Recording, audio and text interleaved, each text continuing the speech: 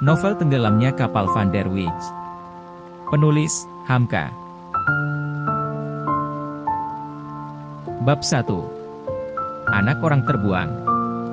Matahari telah hampir masuk ke dalam peraduannya.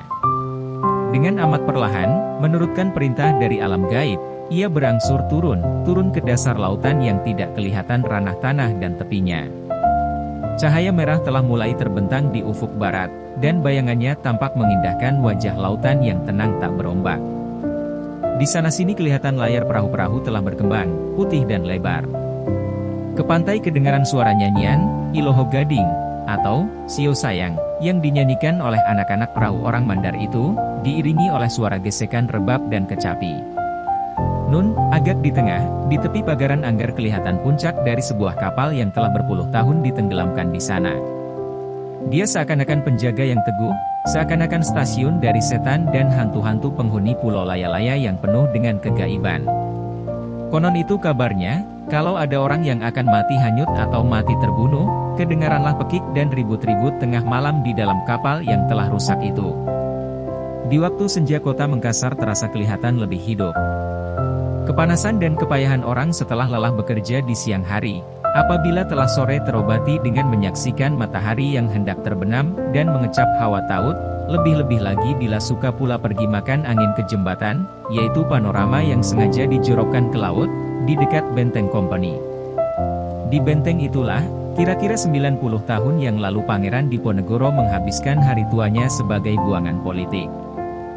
Sebelah timur adalah tanah lapang Karibosi yang luas dan dipandang suci oleh penduduk Mengkasar.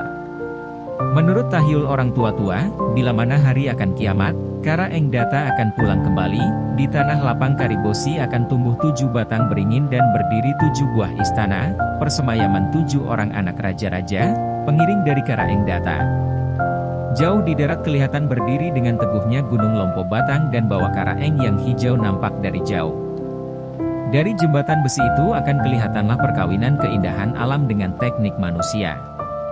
Ke laut nampak kecantikan lautan, ke darat kebesaran Allah dan ke sebelah kanan kelihatan pula Anggar baru, Anggar dari pelabuhan yang ketiga di Indonesia, sesudah Tanjung Perak dan Tanjung Priok. Di tepi pantai, di antara Kampung Baru dan Kampung Mariso berdiri sebuah rumah bentuk Mengkasar, yang salah satu jendelanya menghadap ke laut. Di sanalah seorang anak muda yang berusia kira-kira 19 tahun duduk termenung seorang dirinya menghadapkan mukanya ke laut.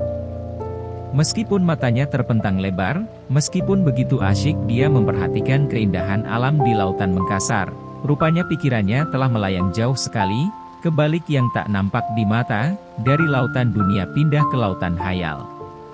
Ia teringat pesan ayahnya tatkala beliau akan menutup mata, ia teringat itu, meskipun dia masih agak lupa-lupa ingat. Ayahnya berpesan bahwa negerinya yang asli bukanlah Mengkasar, tetapi jauh di seberang lautan, yang lebih indah lagi dari negeri yang didiaminya sekarang. Di sanalah terpendam pekuburan nenek moyangnya, di sanalah sasap jeraminya. Jauh, kata ayahnya, jauh benar negeri itu, jauh di balik lautan yang lebar, subur dan nyaman tanamannya. Ayahnya berkata, jika Mengkasar ada Gunung Lompo Batang dan Bawah Karaeng, di kampungnya pun ada 2 gunung yang bertuah pula, ialah Gunung Merapi dan Singgalang. Di Gunung Merapi ada Talang Perindu, di Singgalang ada naga hitam di dalam telaga di puncaknya. Jika disebut orang keindahan Bantimurung di Maros, di negerinya ada pula air mancur yang lebih tinggi. Masih terasa-rasa di pikirannya keindahan lagu Serantih yang kerap kali dilagukan ayahnya tengah malam. Ia tak tahu benar apakah isi lagu itu, tetapi rayuannya sangat melekat dalam hatinya. Ada pantun-pantun ayahnya yang telah dihafal olehnya lantaran dinyanyikan. Bukit putus, rimba ketuang. Direndam jagung dihangusi. Hukum putus badan terbuang. Terkenang kampung kutangisi. Batang kapas nan rimbun daun. Urat terkenang masuk padi. Jika lepas laut ke tahun. Merantau panjang hanya lagi. Siapakah gerangan anak muda itu? Dia dinamai ayahnya Zainuddin. Sejak kecilnya telah dirundung oleh kemalangan. Untuk mengetahui siapa dia, kita harus kembali kepada suatu kejadian di suatu negeri kecil dalam wilayah Batipuh 10 Koto, Padang Panjang, kira-kira 30 tahun yang lalu. Seorang anak muda bergelar Pandekar Sutan, kemenakan Datuk Mantari Labih, adalah Pandekar Sutan kepala waris yang tunggal dari harta peninggalan ibunya, karena dia tak bersaudara perempuan. Menurut adat Minangkabau, amatlah malangnya seorang laki-laki jika tidak mempunyai saudara perempuan, yang akan menjagai harta benda, sawah yang berjenjang, bandar buatan, lumbung berpereng, rumah nan gadang. Setelah meninggal dunia ibunya, maka yang akan mengurus harta benda hanya tinggal ia berdua dengan mamaknya, Datuk Mantari Labih. Mamaknya itu, usahakan menumpuk dan menambah, hanya pandai menghabiskan saja. Harta benda, beberapa tumpak sawah, dan sebuah gong pusaka telah tergadai ke tangan orang lain. Kalau Pandekar Sutan mencoba hendak menjual atau menggadai pula, selalu dapat bantahan, selalu tidak semupakat dengan mamaknya itu. Sampai dia berkata, daripada engkau menghabiskan harta itu, lebih baik engkau hilang dari negeri, saya lebih suka. Darah muda masih mengalir dalam badannya. Dia hendak kawin, hendak berumah tangga, hendak melawan laga kawan-kawan sesama gedang. Tetapi selalu dapat halangan dari mamaknya, sebab segala penghasilan sawah dan ladang diangkutnya ke rumah anaknya. Beberapa kali dia mencoba meminta supaya dia diizinkan menggadai, bukan saja mamaknya yang menghalangi, bahkan pihak kemenakan-kemenakan yang jauh, terutama pihak yang perempuan sangat menghalangi, sebab harta itu sudah mesti jatuh ke tanggung mereka, menurut hukum adat. Nan sehasta, nan sejengkal, dan setampok, sebuah jari. Pada suatu hari, malang akan timbul, terjadilah pertengkaran di antara mamak dengan kemenakan. Pandekar Sutan bersikeras hendak menggadaikan setumpak sawah, untuk belanjanya beristri, karena sudah besar dan dewasa belum juga dipanjat, ijab kabul. Mamaknya meradang dan berkata, kalau akan berbini mesti lebih dahulu menghabiskan harta tua, tentu habis segenap sawah di Minangkabau ini. Inilah anak muda yang tidak ada malu, selalu hendak menggadai, hendak mengagun. Perkataan itu dikatakan di atas rumah besar, di hadapan mamak-mamak dan kemenakan yang lain. Pandekar Sutan naik darah lantaran malu, tetapi masih ditahannya. Dia berkata, mamak sendiri juga pernah menggadai, bukan untuk mengawinkan kemenakan, tetapi untuk mengawinkan anak mamak sendiri. Berapa tumpak sawah dikerjakan oleh istri mamak, kami tidak mendapat bahagian. Itu jangan disebut, kata Datuk Mantari Labih. Itu kuasaku, saya mamak di sini, menghitamkan dan memutihkan kalian semuanya dan menggantung tinggi membuang jauh. Meskipun begitu, hukum zalim tak boleh dilakukan. Apa? Engkau katakan saya zalim, kata Datuk Mantari Labih sambil melompat ke muka, dan menyentak kerisnya, tiba sekali di hadapan Pandekar Sutan. Malang akan timbul, sebelum dia sempat mempermainkan keris, pisau belati Pandekar Sutan telah lebih dahulu tertancap di lambung kirinya, mengenai jantungnya. Saya luka, tolong. Cuma itu perkataan yang keluar dari mulut Datuk Mantari Labih. Dan dia tak dapat berkata-kata lagi. Seisi rumah ribut. Beberapa orang mendekati Pandekar Sutan, tetapi mana yang mendekati, mana yang rebah. Sebab gelar Pandekar itu didapatnya dengan keputusan, bukan sembarang gelar saja. Orang serumah itu ribut, pekik yang perempuan lebih-lebih lagi. Amuk-amuk, orang di kampung segera tahu, tong-tong berbunyi. Penghulu kepala lekas diberitahu. Penghulu suku tahu pula. Beberapa jam kemudian Pandekar Sutan ditangkap, dan Datuk Mantari Labih mati tidak beberapa jam setelah tertikam. Ketika Landraat bersidang di Panang Panjang, Pandekar Sutan mengaku terus terang atas kesalahannya, dia dibuang 15 tahun. Ketika itu pembuangan Cilacap paling masyhur bagi orang hukuman Sumatera, laksana pembuangan sawah lunto bagi orang hukuman Tanah Jawa dan Bugis. Dari pembuangan Cilacap dia dibawa orang ke Tanah Bugis. Ketika itu terjadi peperangan Bone yang masyhur. Serdadu-serdadu Jawa perlu membawa orang-orang rantai yang gagah berani untuk mengamankan daerah itu. Sebab Pandekar Sutan bergelar, jago, itulah sebabnya dia menginjak tanah Mengkasar. Apa benarkah Pandekar Sutan seorang jago, seorang kejam dan gagah berani yang tiada mengenal kasihan? Sebenarnya kejagoan dan kekejaman seorang itu bukanlah semuanya lantaran tabiat sejak kecil. Sebetulnya Pandekar Sutan hanya seorang yang bertabiat lemah lembut, lunak hati. Kalau bukan karena lunaknya tidaklah akan selama itu dia menahan hati menghadapi kekerasan mamaknya. Tetapi, tangan yang terdorong bermula, dan pergaulan di dalam penjara yang bersabung nyawa, yang keselamatan diri bergantung kepada keberanian, memaksa dia melawan kata hati kecilnya, dia menjadi seorang yang gagah berani. Disegani oleh orang-orang rantai yang lain. Di samping itu, dia seorang yang setia kepada kawan, pendiam, pemenung. Diam dan menungnya pun menambah ketakutan orang-orang yang telah kenal kepadanya. Dia telah menyaksikan sendiri kejatuhan Bone, dia menyaksikan sendiri seketika kerajaan Goa takluk dan menyaksikan pula kapal Zeven Provincian menembakkan meriamnya di pelabuhan Parepare. Ketika dia mulai dipenjarakan, umurnya baru kira-kira 20 tahun. Kebetulan di dalam penjara dia telah dapat bergaul dengan seorang asal Madura, yang telah lebih 40 tahun di dalam penjara, bernama Kismo, buangan seumur hidup. Rambutnya telah putih, tetapi meskipun demikian lama dia dalam penjara dan telah banyak negeri yang didatanginya, belum pernah dia melupakan jalan kesucian, rupanya dia banyak menaruh ilmu batin. Kepadanya lah Pandekar Sutan banyak berguru.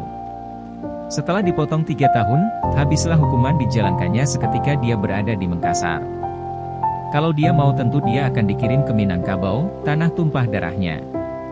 Tetapi dia lebih suka tinggal di Mengkasar.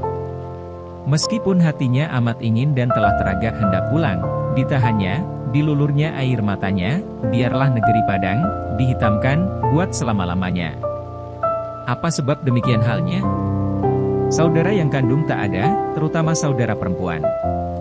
Ibu tempat perlindungan orang laki-laki di negeri yang berbangsa kepada ibu itu telah lama pula meninggal. Meskipun dia akan diterima orang dengan muka manis, yang terkandung di dalam hati mereka tentu lebih pahit.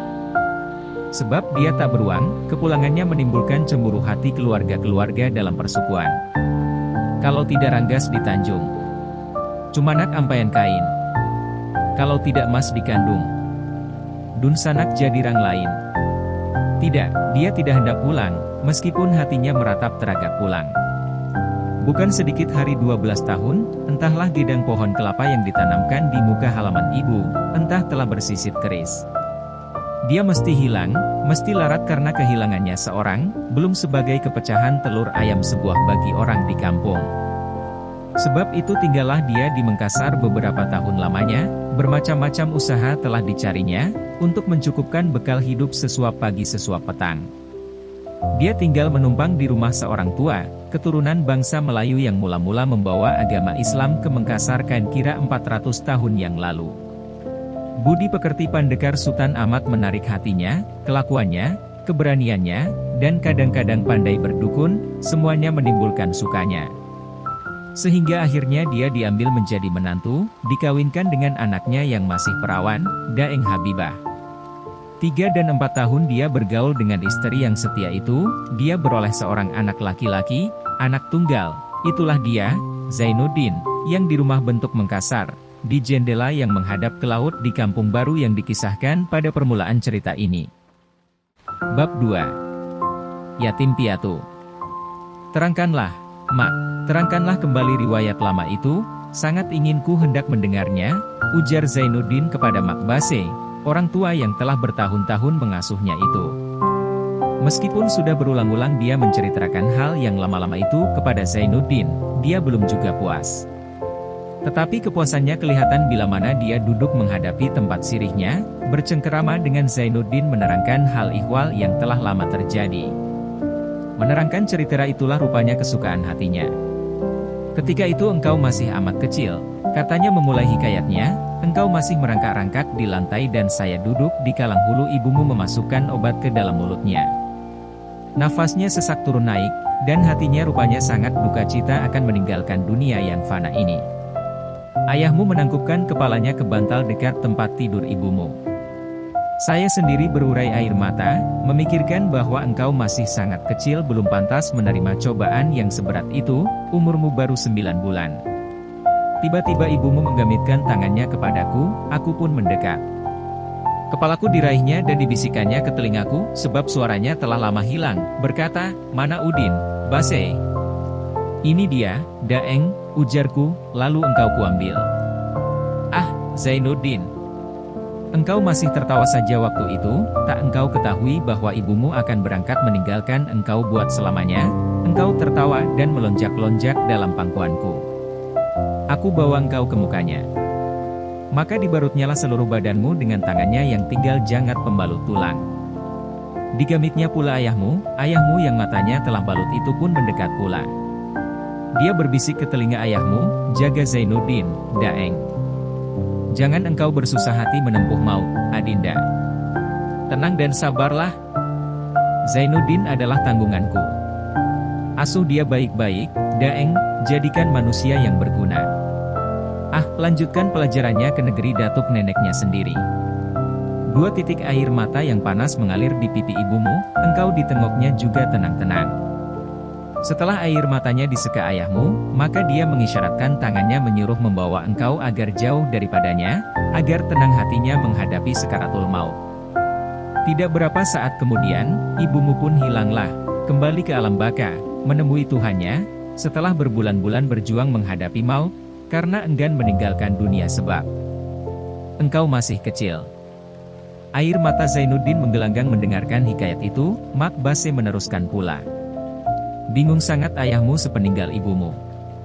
Mereka belum lama bergaul, baru kira-kira 4 tahun, dan sangat berkasih-kasihan. Sekarang kudrat Allah merampas ibumu dari tangannya. Hampir dia jadi gila memikirkan nasib yang menimpa dirinya. Kerap kali dia termenung seorang, kerap dia pergi berziarah di waktu matahari hendak turun ke kuburan ibumu di kampung Jera. Yang lebih menyedihkan hatiku lagi, ialah bila mana air matanya titik dan engkau sedang dalam pangkuannya dia mengeluh, Udin. Sekecil ini engkau sudah menanggung. Karena mamakmu ini sudah bertahun-tahun tinggal menjadi orang gajiannya, tetapi kemudian telah dipandangnya sebagai saudara kandung, telah berat hati Mamak hendak meninggalkan rumah ini. Mamak tidak hendak kembali lagi ke Bulukumba. Tidak sampai hati Mamak meninggalkan ayahmu mengasuhmu. Takut terlambat dia pergi kemana-mana mencari sesuap pagi sesuap petang. Beberapa bulan setelah ibumu meninggal dunia, sudah Mamak suruh dia kawin saja dengan perempuan lain, baik orang Mengkasar atau orang dari lain negeri. Dia hanya menggeleng saja, dia belum hendak kawin sebelum engkau besar, Udin. Pernah dia berkata, separuh dari hatinya dibawa ibumu ke kuburan, dia tinggal di dunia ini dengan hati yang separuh lagi. Betapa dia takkan begitu, ia cinta kepada ibumu. Dia orang jauh, orang Padang, lepas dari buangan karena membunuh orang. Hidup 12 tahun di dalam penjara telah menyebabkan budinya kasar, tidak mengenal kasihan, tak pernah kenal akan arti takut, walau kepada Tuhan sekalipun. Dia keluar dari penjara, nenek muda Eng Manipi menyambutnya, dan dikawinkan dengan ibumu. Ibumulah yang telah melunakkan kekerasan ayahmu, ibumulah yang telah mengajarnya menghadapkan muka ke kiblat, meminta ampun kepada Tuhan atas segenap kesalahan dan dosanya. Zainuddin. Ibumu, kalau engkau melihat wajah ibumu, engkau akan melihat seorang perempuan yang lemah lembut, yang di sudut matanya terletak pengharapan ayahmu. Dia adalah anak keturunan raja. Dia adalah bangsawan turunan tinggi, turunan Datuk RI Pandang dan Datuk RI Tiro, yang mula-mula menanam dasar keislaman di Jumpandang ini. Dan dia pun bangsawan berbudi, walaupun ibumu tak pernah bersekolah. Perkawinannya dengan ayahmu tidak disetujui oleh segenap keluarga, sehingga nenek muda Eng Manipi dibenci orang, dan perkawinan ini memutuskan pertalian keluarga. Jumpandang nama asli dari Mengkasar, Laksana Sriwijaya bagi Palembang. Masih terasa-rasa oleh Mamak, ayahmu berkata, terlalu banyak korban yang engkau tempuh lantaran dagang melarat ini, Habibah. Jawab ibumu hanya sedikit saja, adakah hal semacam ini patut disebut berkorban? Ada Raja Daeng ini. Cuma itu jawaban ibumu. Demikianlah bertahun-tahun lamanya.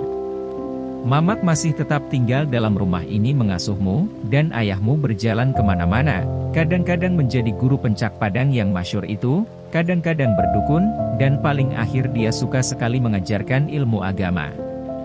Pakaiannya berubah benar dari semasa dia keluar dari bui. Dia tak pernah memakai destar lagi, melainkan memakai kupiah padang yang amat disukainya, bersarung, berpakaian cara, orang Siak, di Padang katanya. Benar apa yang dikatakannya, bahwa hidupnya hanya dengan hati yang separuh saja. Pernah juga dia menerima surat dari Padang, dari keluarganya menyuruh pulang saja ke kampung. Karena dia seorang beradab, gelar pusaka Datuk Mantari Labih tidak ada yang akan memakai. Di Minangkabau orang merasa malu kalau dia belum beristri orang kampungnya sendiri. Berbini di rantau orang artinya hilang. Demi, setelah terdengar oleh mereka bahwa ibumu telah mati, bertubi-tubi pula datang surat menyuruh pulang. Kepada Mama kerap kali diterangkannya, bahwa hatinya rasa diiris dengan sembilu teragak pulang, seakan-akan kelihatan olehnya pelabuhan Teluk Bayur, Gunung Merapi yang hijau kelihatan dari laut. Tetapi hatinya tidak sampai hendak meninggalkan pusara ibumu, pusara gurunya, katanya. Dia tidak pula mau hendak membawamu ke Padang, karena hati keluarga belum dapat diketahui, entah suka menerima anak pisang orang Mengkasar, entah tidak. Karena kabarnya adat di sana berlain sangat dengan adat di Mengkasar ini. Kerap kali dia menengadahkan matanya ke langit sambil membuaikan engkau di waktu engkau kecil. Dibuaikannya dengan lagu, Buai Anak, cara seranti, yang meskipun Mamak tak pandai bahasa Padang, bulu roma Mamak sendiri berdiri mendengarnya. Hanya dua untuk mengobat-obat hati, Base, katanya kepada Mamak. Pertama membaca Al-Quran tengah malam, kedua membuaikan si Udin dengan nyanyian negeri sendiri, negeri Padang yang kucinta. Amat indah negeri Padang, Base, pelabuhannya terliku bikinan Tuhan sendiri, di tengah-tengah tampak Pulau Pandan, hijau di lamun alun, yaitu di balik Pulau Angsa II. Itulah yang dipantunkan nenek moyangku, dan bila menyebut pantun itu saya teringat kepada Habibah. Pulau Pandan jauh di tengah, di balik Pulau Angsa II. Hancur adik dikandung tanah, rupa adik terkenang jua. Rupanya kudrat ilahi tidak mengizinkan ayahmu menunggumu sampai besar. Karena di waktu engkau sedang cepat bermain, di waktu sedang enak mengecap nikmat kecintaan ayah dan kecintaan ibu, terkumpul ke dirimu dari ayahmu seorang, ayahmu meninggal dunia. Meninggalnya seakan-akan terbang ke langit saja, dengan tidak tersangka-sangka. Pada suatu malam, petang Kamis malam Jumat, sedang dia duduk di atas tikar sembahyangnya, bertekun sebagai kebiasaannya, meminta taubat dari segenap dosa, dia meninggal. Ketika itu engkau telah pandai menangis dan bersedih, engkau meratap memanggil-manggil dia. Rupanya beberapa bulan sebelum mati sudah ada juga gerak dalam hatinya bahwa dia takkan lama hidup lagi. Sehingga dia pemah berkata, kalau saya mati pula, bagaimana Zainuddin, Base? Saya yang akan mengasuhnya, Daeng, jawabku. Ya, tapi harta peninggalanku agaknya tidak banyak, tentu Udin memberati engkau. Jangan bicara demikian, Daeng. Apa yang aku makan, itulah yang akan dimakan Zainuddin. Pada suatu hari, dipanggilnya Mamak dan diserahkannya serencengan anak kunci seraya berkata, mulai sekarang engkaulah yang berkuasa di sini, Base. Kunci ini engkau yang memegang. Kunci putih ini, ialah kunci almari. Sebuah peti kecil ada dalam almari itu. Peti itu tak boleh engkau buka, kecuali kalau saya mati. Petaruhnya itu Mamak pegang baik-baik dan teguh. Setelah dia wafat barulah peti itu Mamak buka, di sana ada sehelai surat kecil dengan tulisan huruf Arab, pengasuh Zainuddin sampai dia besar. Itulah bunyi tulisan itu. Di dekat surat tersebut ada segulung uang kertas sejumlah Rp1.000. Itulah yang Mamak pergunakan untuk mengasuhmu, menyampaikan sekolahmu, sehingga sekarang engkau berkeadaan begini. Setelah itu Mak Base pergi ke dalam, maksudnya ialah hendak membuka peti itu. Tapi bukanya tidak sembarang buka rupanya. Dia seorang perempuan tua yang penuh tahyul, sebelum dibuka dibakarnya dahulu kemenyan, bercampur dengan setanggi Mengkasar. Setelah dibukanya, dikembangkannya beberapa helai uang kertas di muka Zainuddin. Zainuddin heran, karena uang itu tidak Rp1.000 lagi, tetapi sudah hampir Rp2.000. Mengapa jadi sebanyak ini, Mak Base? Mamak perniagakan, dan beruntung. Cuma dari keuntungan itulah pembayar uang sekolahmu. Ah, dengan apakah jasa Mamakku balas, ujar Zainuddin. Balasnya hanya satu, bacakan surat Yasin tiap-tiap malam Jumat kalau Mamak meninggal dunia pula. Zainuddin mendekat kepada orang tua itu, diciumnya keningnya, perempuan yang bahagia, moga-moga Allah melindungimu, katanya.